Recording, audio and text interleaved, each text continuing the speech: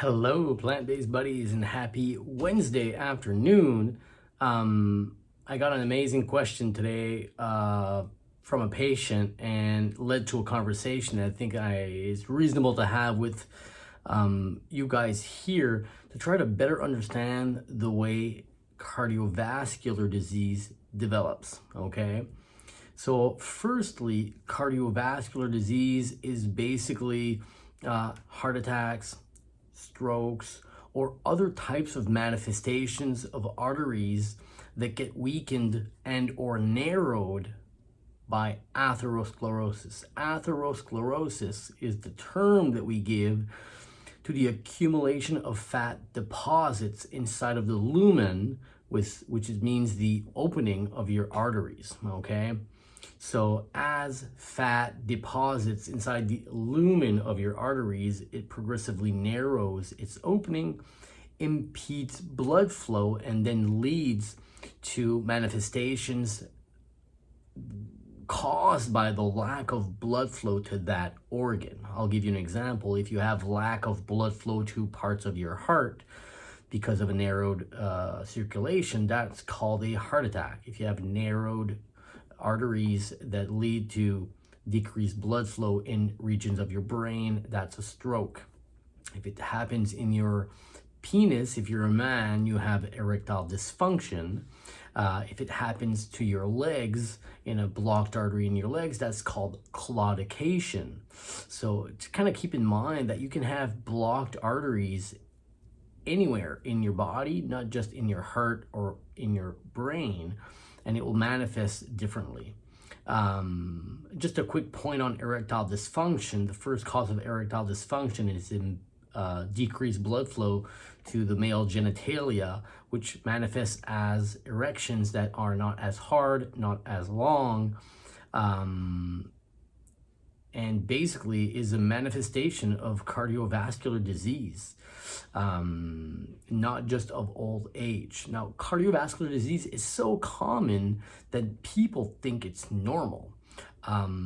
Certain populations on the planet do not develop cardiovascular disease, and it doesn't need to be the first killer of developed countries worldwide. So basically, you can probably understand that the factors that impact or cause atherosclerosis are the blood circulating lipids or cholesterol that's circulating in your bloodstream.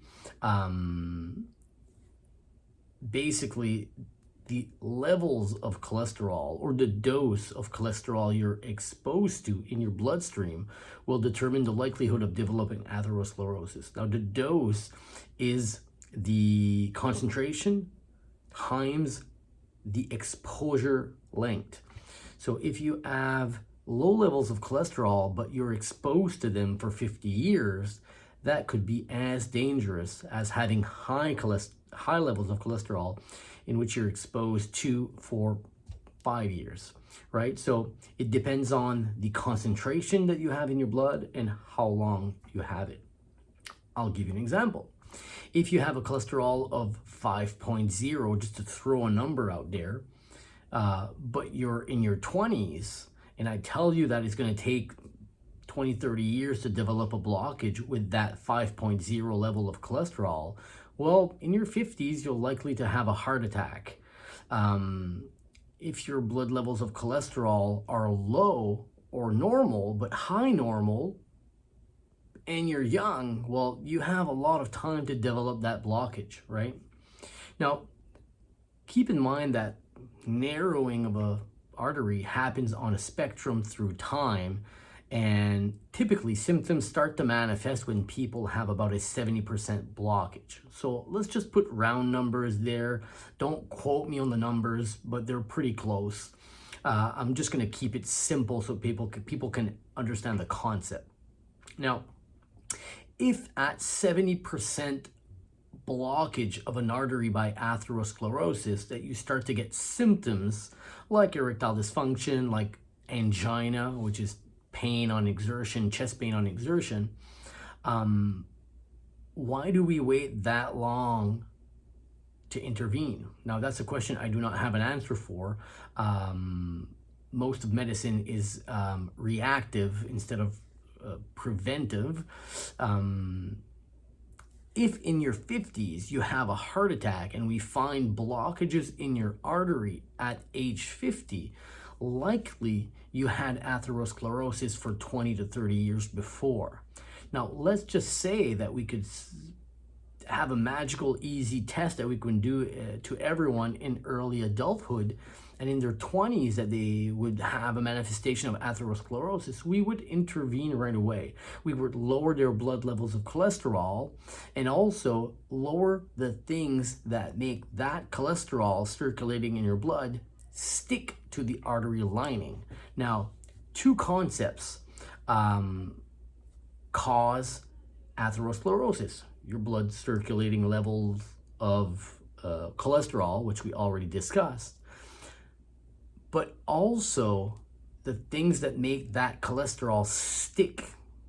Now, a lot of different factors make your blood vessel lining more sticky.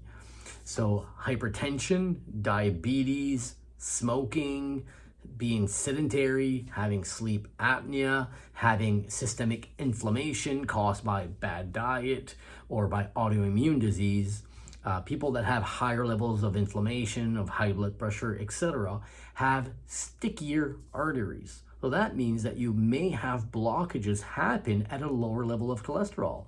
Maybe for me, it would take a cholesterol level of 5 or 6 to cause atherosclerosis, but in another person that has hypertension, who's obese, who has autoimmune disease and high levels of systemic inflammation, that person might develop blockages with a cholesterol of 3.5.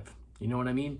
Lower levels of cholesterol are circulating in that person, but their artery is stickier, so the cholesterol tends to get retained in the artery wall. Much easier than in someone else. Now, if you have high levels of cholesterol circulating in your blood, but you do not have sticky arteries, maybe you don't get atherosclerosis, or you get it at a much lower intensity over time.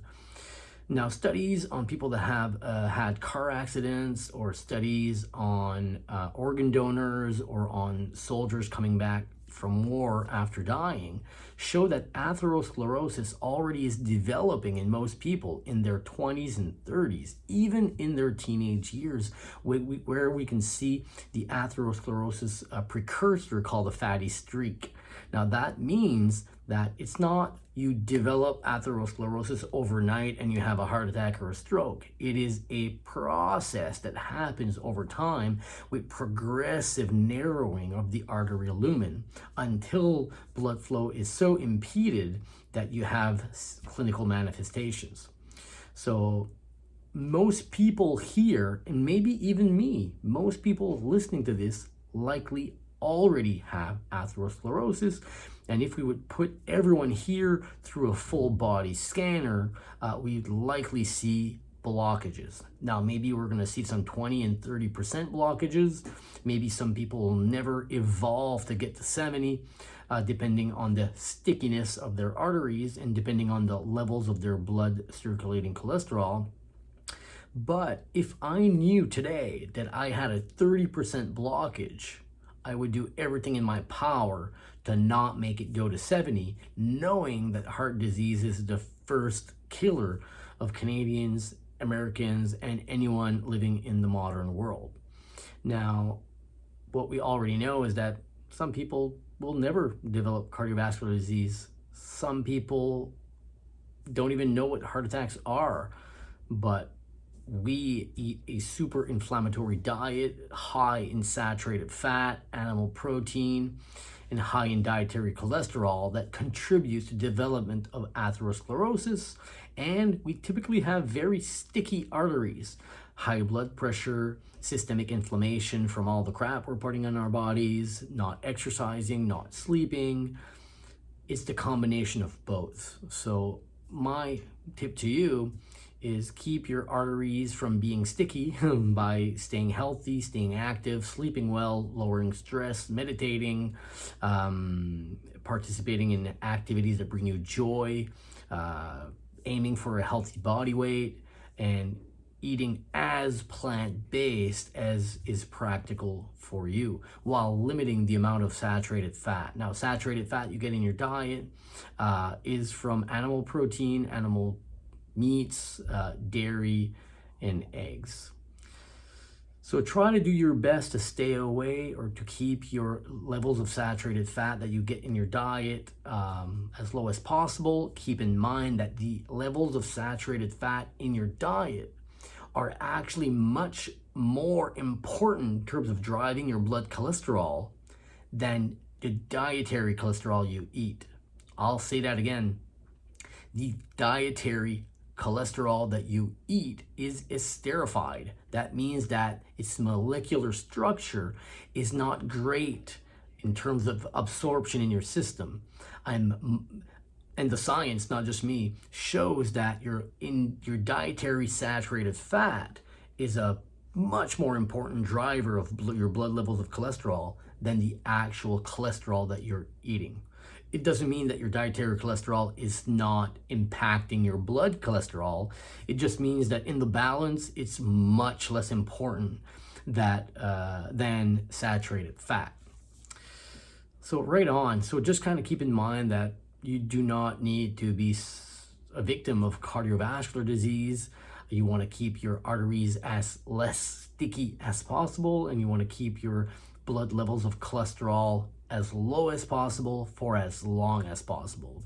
Whether you do it through diet or through pharmacology or through supplements, all we care about is a low level of LDL cholesterol or of ApoB, which are markers of your blood levels of cholesterol and the most important risk factor leading to atherosclerosis. Cool.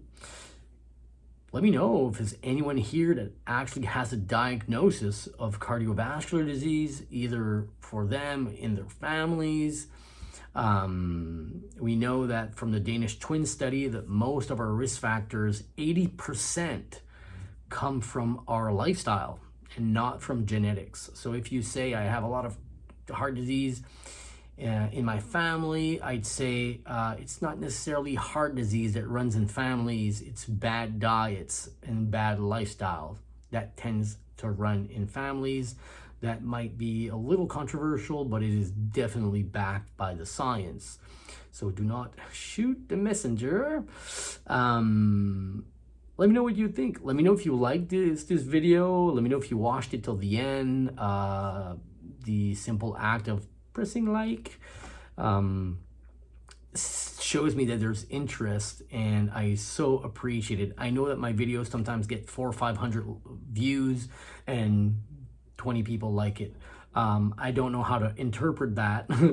So if you like it, press like. If you want to engage in the comments, I love it when I see people kind of engaging, and helps me validate that what I'm doing is actually helping someone out there, right? Cool. All right. You have a good day. I'm back to work. Peace out. We'll see you soon.